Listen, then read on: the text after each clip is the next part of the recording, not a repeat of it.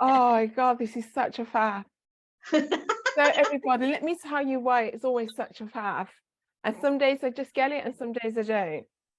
I use this amazing platform that is called, I'm not going to tell you what it's called because I'm an affiliate. So if you want to know, reach out to me and I shall share it. And the reason I'm such a diamond about this, and I love it, is because right now I'm streaming on Facebook, hopefully YouTube, and also hopefully LinkedIn. And that's 3 platforms, and that's on its lowest tier. And the price of this streaming platform is less than half the price of all the other multi-streaming platforms that are out there. Fabulous. And it's a sole trader that has created this piece of software and is allowing everybody to test run it until he irons out all the kinks. And unlike other companies that blow up exceptionally well straight away, is because they have lots of, money infrastructure put into them. And he hasn't sold out and sold any part of his company, and he's doing it and he's growing it, and it allows us to stream to more places at once for just a fraction of the price. So if you want to know more about that, then reach out. Today on Conversations with Dionne, I noticed that we have quite a bit of feedback.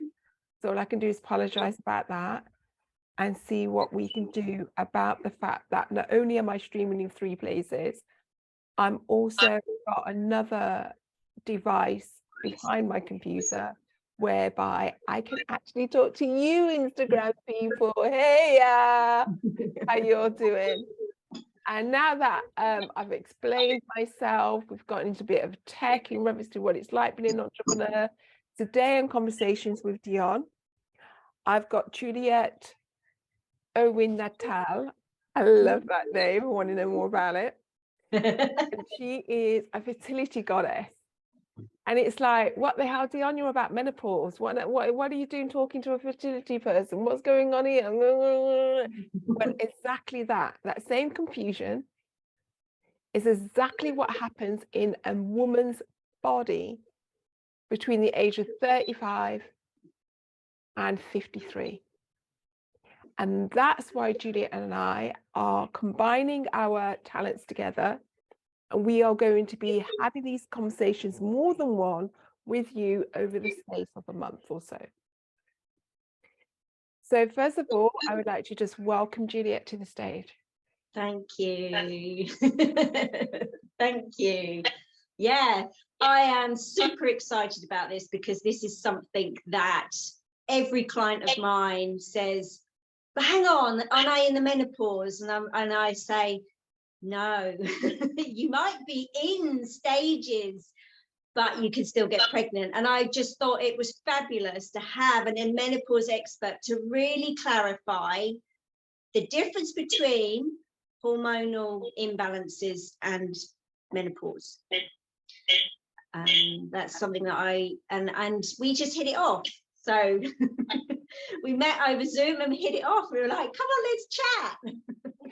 Well, I don't know how much clarification I can give you because we're coming from 2 different sides and we have 2 different beliefs.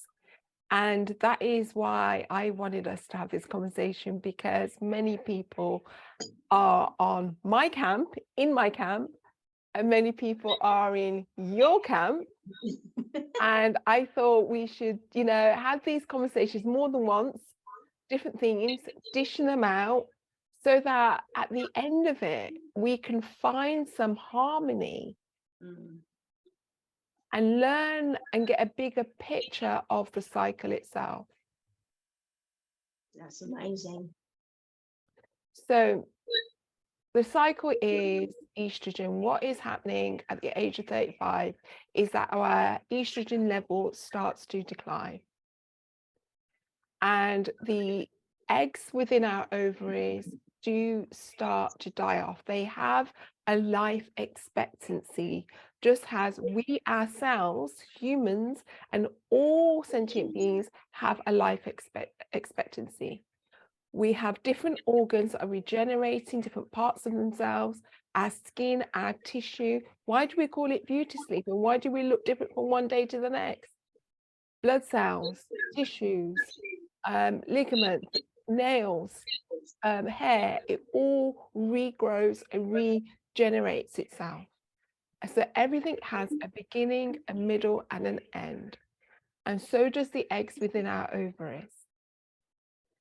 So the first question I have for you, Juliet, is why do you think or believe that the hormones between, let's call that, let's speak about that horrible name, geriatric pregnancy, let's say the age of 40 to 45, why do you think that the changes that are happening hormonally are not perimenopause, but an imbalance in the hormones which can be regulated to make the environment of a woman's body ready for fertility? That's a good question. And I researched a lot because I got pregnant at age 44 naturally when I told I was not able to. And I was offered a hysterectomy. So that's how severe my case was. So the thing about the eggs is that, yes, they do deteriorate, but actually what happens is they are cells. And what we feed our body feeds our cells. So the old way is, well, you just deteriorate and everything deteriorates over time. But I discovered through nutritional education that you can improve them. You can improve the egg quality by giving yourself an optimum nutrition. The thing is, when you're in your 20s, you don't care what you're eating, really. You're kind of going out, you're doing whatever, you're stuffing whatever in your body, and you kind of put up with hormonal imbalances because you haven't had the education around the menstrual cycle, and that you just put up with what you got. It was like, oh, well, I get cramps, that's just what I'm given. On my journey, I've had severe issues. And each time I have made changes to my diet, my menstrual cycle has changed and improved. So it's very much linked to what we eat. And you can improve the egg health over kind of a 90-day period. And it will improve the cells because it's cellular nutrition that I promote. And cells need oxygen, they need nutrition, and they need the ability to detoxify. And our diets don't have that ability. We're eating things that are stopping our bodies from being able to detoxify. So that's why I say it can be improved. Your situation can be improved. So this is the same reason why a woman can become pregnant at that age, even when she doesn't want to. Yeah. So you could be living your life, you could have been done with your family, you could have grown your family, be interested in your career or interested in travel. You know, your children are teenagers, you're thinking you're getting ready for the menopause. And then all of a sudden you miss a period and you're like, oh, I'm getting ready for the menopause, it's coming, it's going to be no more periods. And then you get a little bit of a bleed and you go, oh, that was only a little bit, oh, well, that wasn't much, but you know, it was a day and a half to 2 days. Let's just move on. And the next minute, you know, come the next month, there's no period again. And it's like, oh, well, this is definitely the menopause. Let me go to the doctors and find out. Your doctor tells you, oh, you don't need a blood test. We don't do blood tests to monitor menopause anymore because the blood tests are inconclusive. And the reason why the blood tests are inconclusive is because the hormones are going up and down, up and down, up and down. So the fact that you've missed a period, that's okay. So by this time, a woman could be 3 to 4 months pregnant. Yeah. Can you imagine? Now, I've met women that that's happened to. Wow. And they have literally been going through both at the same time. So they've got all the hormones that are preparing and, creating a home for the host, because they have the host of this baby that's coming into this world. And we all know, with, mommy brain, hormones are going like this and that, and all the effects of being pregnant. And at the same time, their hormones, the other eggs, have been dying. And their estrogen levels have been going like this. And they've been experiencing the meno anger and all the other stuff at the same time. I've got one woman that had to leave her job, and she cannot associate with anybody who she used to work with because of how she was emotionally and mentally at work with that team. She was going through that. Wow. Yeah, it's tough. Yeah, absolutely. So what can we do getting this message across that it can happen? What do you suggest we advise women in reference to how to, whether they want a baby or not, what can we advise in reference to how they can go about checking their cycle? One of my real passions is, because I experienced extreme problems with my menstrual cycle, basically from puberty. And I just felt that I had to put up with it. And I have something that's called estrogen dominance, which means that I have a lot of estrogen, and that causes infertility. So that was never picked up by the doctors. So I was always fobbed off by the doctors. My weight issues, I had anorexia and bulimia.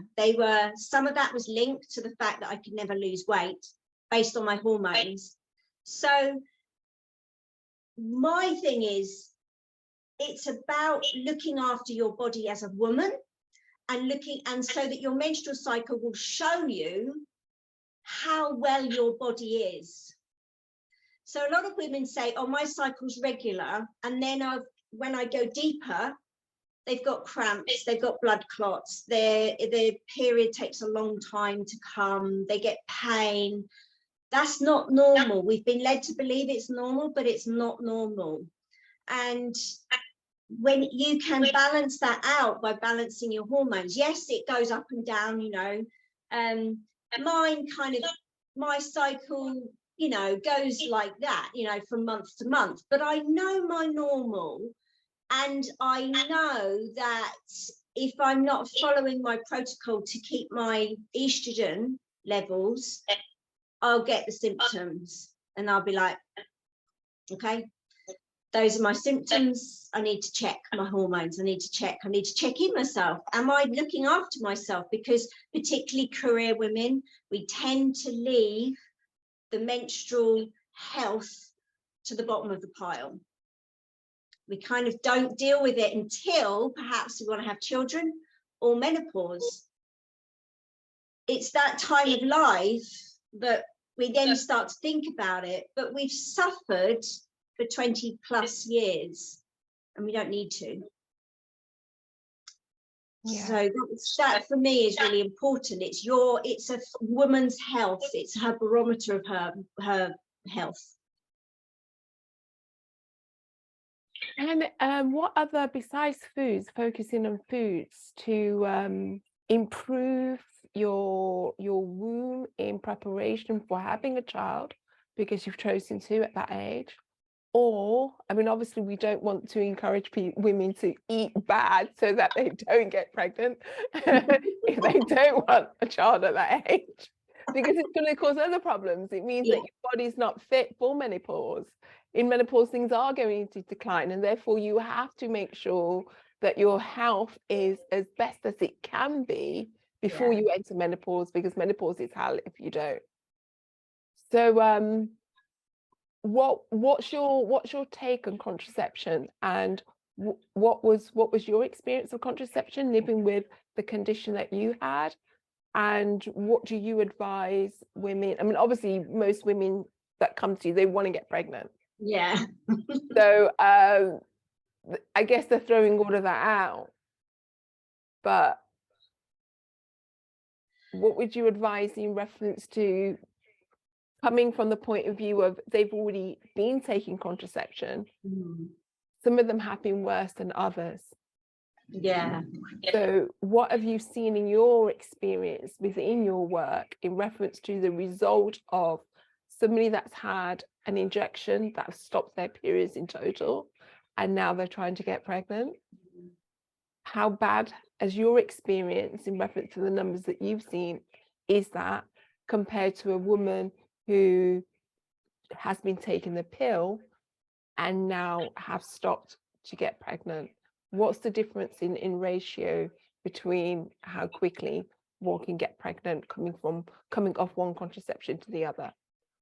If it's synthetic and it's going into the body in a synthetic form, the body, the type of women that I work with, they have difficulty, their hormones don't balance very well anyway. So if they've come to me and they've been on some kind of contraception, we have to go through a process to help the body clear that out, because our liver is the place where the first part of our hormonal balance takes place. And often women come to me and I work on, you know, their hormone levels, and we have to get the liver functioning well so that it's got the good blood, and we need to get oxygenated blood to our womb space. That's really important. So you work on detoxifying the liver? Yeah. And the liver is really important in reference to the menopause as well. So that's one of the things that I do and suggest, especially when I'm working with the scar tissues. But for me, I was a fan of the good old condom.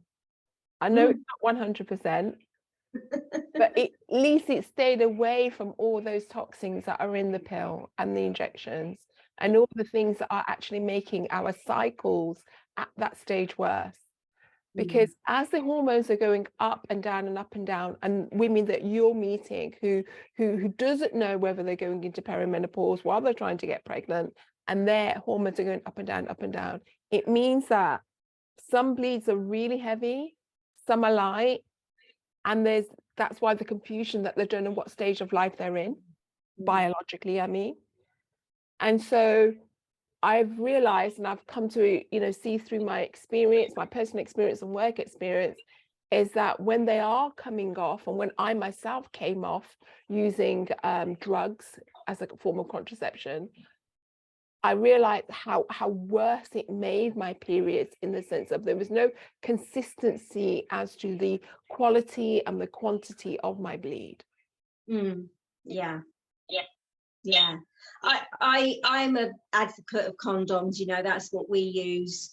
And that's what I would recommend people to use, to be honest. When they say to me, okay, so I don't want children now. So, you know, women have asked me this. I'm 35. I don't want children now. What do you suggest?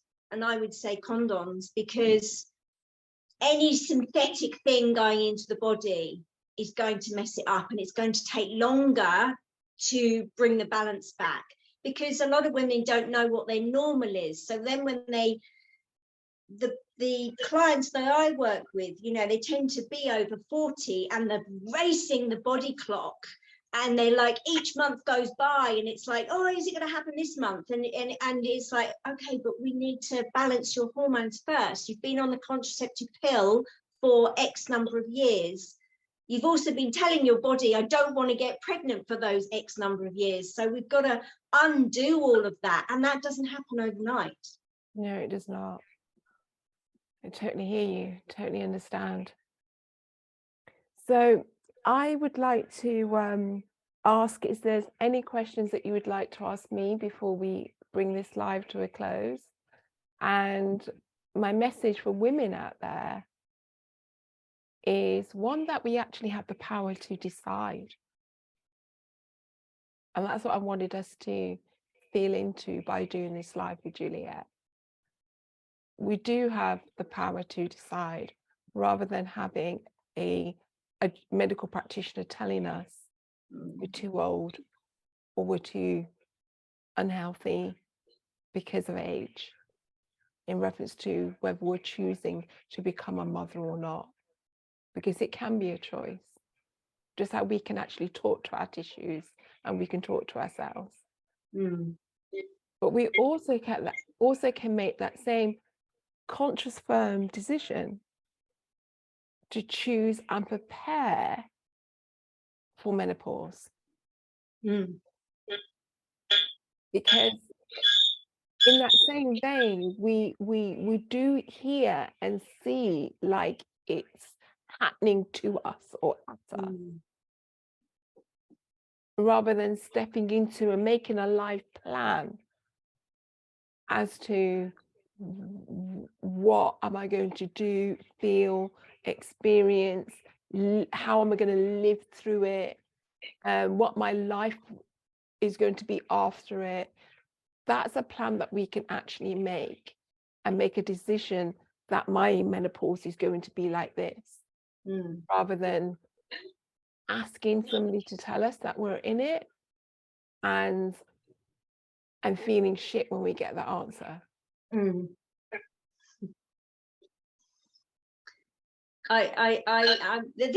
the thing, like, you and I are on the same page, because in Chinese medicine, so my background is Chinese medicine. In Chinese medicine, there's a saying called gateways of change, and motherhood or menopause or puberty, they're all gateways of change, and they're an opportunity for women to make a change. And once she makes that change, it changes her course of life in her health.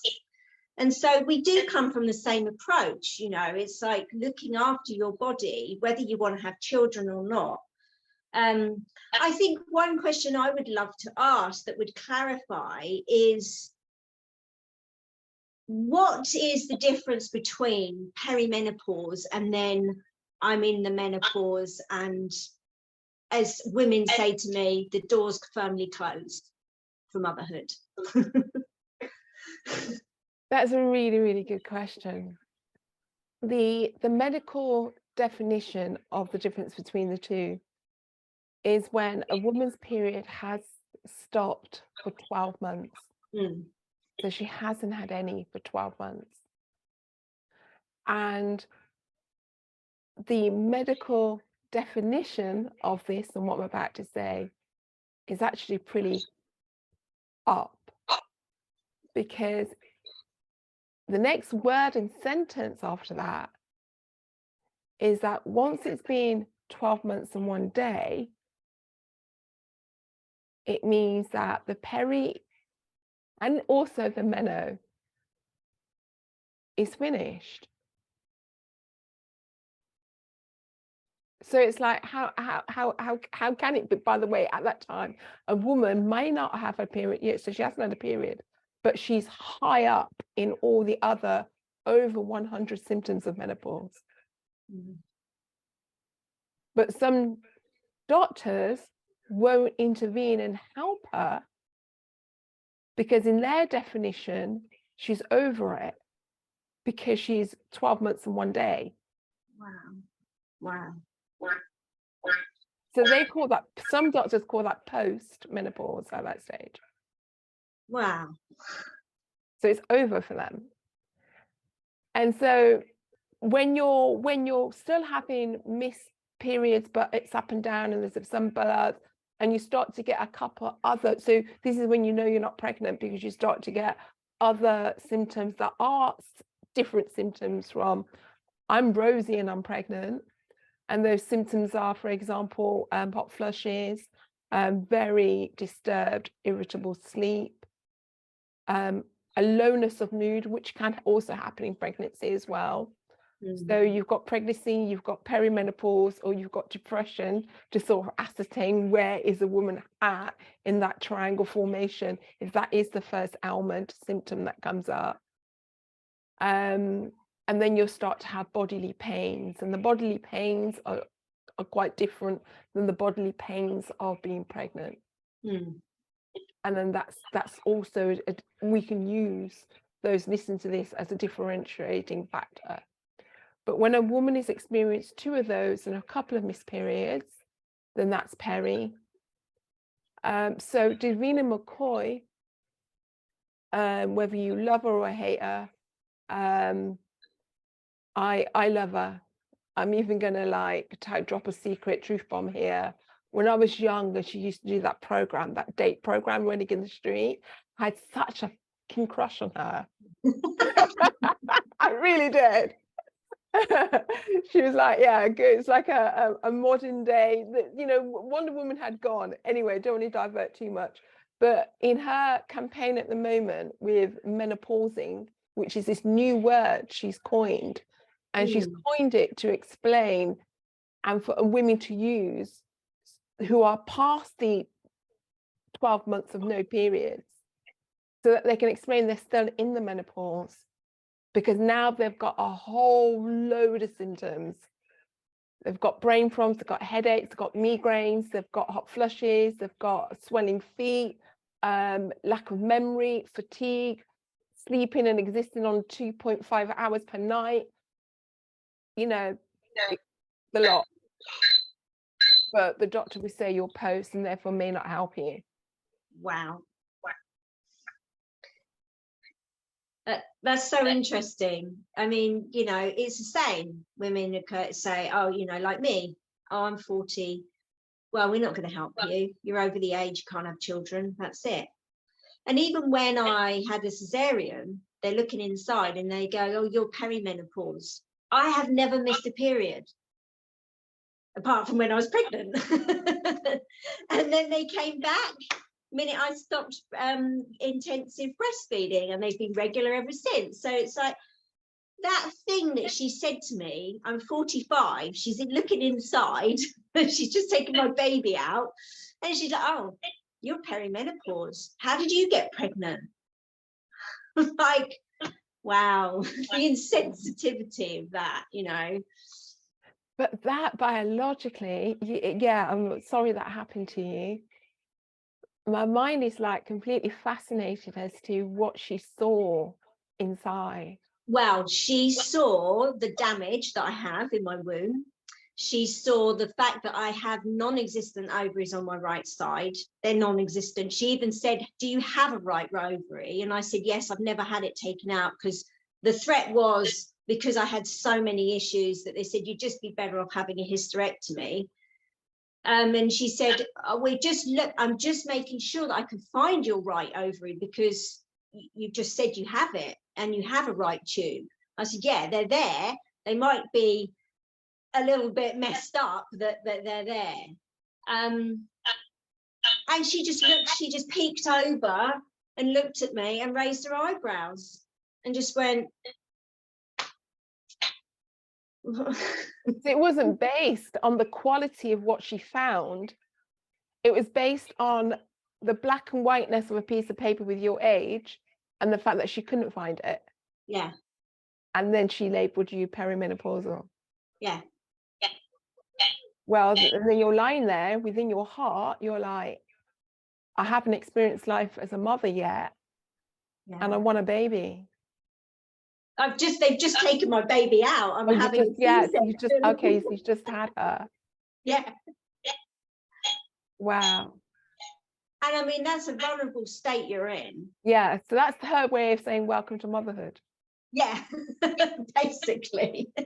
By telling you that you'll never, you know, your ability to give birth and life again is now over. Yeah. But you go. Here you go, you've done it. I mean, that, you know, you know, the way they treated me from my symptoms and my issues when I was pregnant was dreadful. But yeah, It's, you know, So would you say that your symptoms were different to women who had gone through being pregnant at the age of 35? No, because I think that every pregnancy is different. I did suffer mentally, you know, I had postnatal depression, I had prenatal anxiety, you know, mentally, I did struggle. But physically, my body physically did everything it needed to do perfectly. Grew my baby. I was fit in my pregnancy at 45, you know, physically. I was great, but there's no connection between the mental and the physical. You know, the mental stuff is different, you know. It's got a lot to do with, you know, your views on motherhood, and, you know, and that's the stuff you work with your women. Yeah, I bring a lot of that in. So now that you've had your child and you are how old? Do you mind me asking? 48. And your child is 3. Are you taking precautions now to not have another child, contraception wise? I'm leaving it open, to be honest. I'm leaving it open. I've kind of gone, I'm looking after my health. I still do my fertility protocol because that's how I know my hormones are balanced. That's how I know my mind and body work well. I'm leaving it open, you know. If it happens, it happens. If it doesn't, it doesn't, you know. But that was my philosophy when I did get pregnant. And that's your philosophy in reference to your framework that you use on women to help them to get pregnant? No, I mean, I guess what I do is I help them relax and not fight against this clock that's happening. I want to help them relax and enjoy the process. I want to help them trust that their body can do it. So I guess I was in that place. Like I always talk about the month before I got pregnant. I was happy, I was chilled, I was relaxed. I made peace with everything that had happened to me. And I was just like, wouldn't it be lovely to get pregnant? And then I did the next month. And so it's that mindset, that mental environment. Yeah. Part of the preparation. Yeah. I was relaxed. I was completely relaxed about it. I was open to it. I was open to it happening. And I wasn't fighting against the clock. So I just want to say that there is like a hanging question that is there from the question I asked you about what are you doing about contraception now that you are at the age of how old? 48. And that question that's hanging there is a low-hanging fruit that those that are watching and going to be watching later going, ask it, ask it, ask it, ask it. We will next week, Wednesday. So tune in then for Conversations with Dionne and special guest, where Juliet is going to be joining me, and we will be asking and discussing with a little bit more fire perhaps on what it's like being a mother at that age, and would you choose to do it? Is it fair? Is it not fair? Let's discuss it next week. Love that. Thank you for joining. We love you loads. I love to end by saying from my heart to yours, this is Dionne over and out. Juliet, passing it to you. And I just like to say you have more control over your reproductive health than you realise. Yeah, autonomy over your own health. Bye, everyone. Bye.